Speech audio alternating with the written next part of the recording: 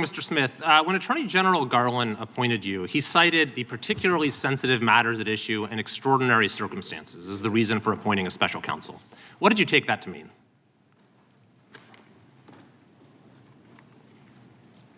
What I understood that to mean is I was to conduct an independent investigation and come to my own conclusions about whether the facts and the law supported a prosecution.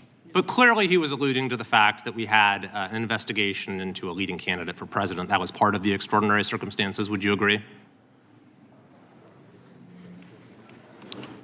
I will rely on his public statements about that. I understood my role as special counsel was governed by the regulations, which required me to make an independent decision on my own. So certainly you would agree it was important to approach the investigation with humility and restraint. Is that fair?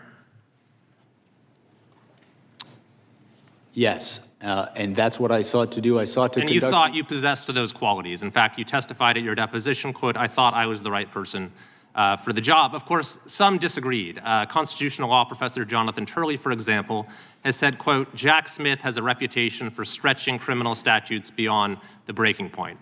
I assume you disagree with that statement by Professor Turley. I do disagree with that statement. I think my career speaks for itself. I have been. But that statement was also, and I'm sorry to have to interrupt, I just have a short amount of time. That statement was also echoed by the United States Supreme Court in a unanimous opinion in McDonald versus the United States, where the court overturned convictions that you had pursued against a former governor, criticizing your boundless interpretation of the federal criminal statute at issue. That opinion was joined by Justices Ginsburg, Breyer, Sotomayor, and Kagan. So do you also disagree with that statement by those justices? I have conducted my career in a nonpartisan fashion. That particular case, the legal position that the department took, that wasn't my personal position. That was the position of the department. I see. So, Mr. Smith, I've had the opportunity during my time on this committee to review the work of two special counsels, John Durham, appointed during the Trump administration, and Robert Hur during the Biden administration. And in both cases, they seem to exhibit that humility and restraint that we talked about. But in reviewing in detail the way you conducted this investigation, I see a very different mode of operation. One that sought maximum litigation advantage at every turn, one that repeatedly circumvented constitutional limitations to the point that you had to be reined in again and again throughout the process. For example, shortly after you became special counsel, you issued a subpoena for the phone records of the Speaker of the House of Representatives over a 2-month period, along with for other senators and representatives, even though the public integrity section at DOJ cited litigation risk to doing this. What was that litigation risk?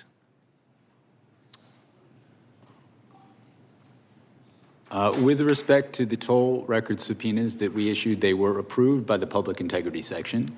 The Public Integrity Section, in approving those subpoenas, noted the fact that the subpoenas were for records for people who were not targets of our investigation.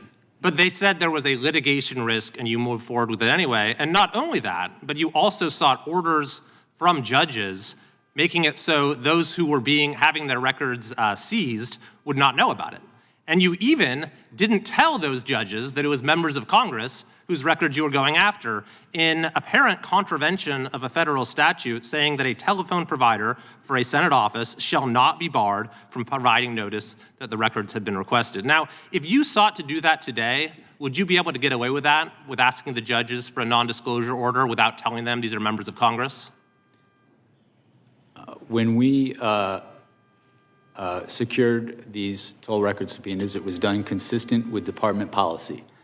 You're correct in that that policy has since changed. They changed the policy based upon the actions that you took. Similarly, you issued a gag order against President Trump that the D.C. Circuit Court of Appeals vacated as overbroad. Is that correct? Well, the D.C. Court of Appeals, in passing on that order, found that it was justified. They narrowed the order, but they confirmed that the phenomenon— They narrowed the order because it was overbroad. In addition to that, you sought an early trial date that the district court rejected, and when you presented your prosecution memo to Attorney General Garland, it's been reported that he was visibly unimpressed and expressed First Amendment concerns. So, Mr. Smith, looking at the record, I see that you were reversed and rebuked by the Department of Justice itself, by the Attorney General, by the Solicitor General, by multiple district court judges, by the Court of Appeals, and by the U.S. Supreme Court itself. So my final question is, do you believe that you made any mistakes? Do you have any regrets as to how you conducted this investigation? If I have any regret, it would be not expressing enough appreciation for my staff who work so hard in these investigations.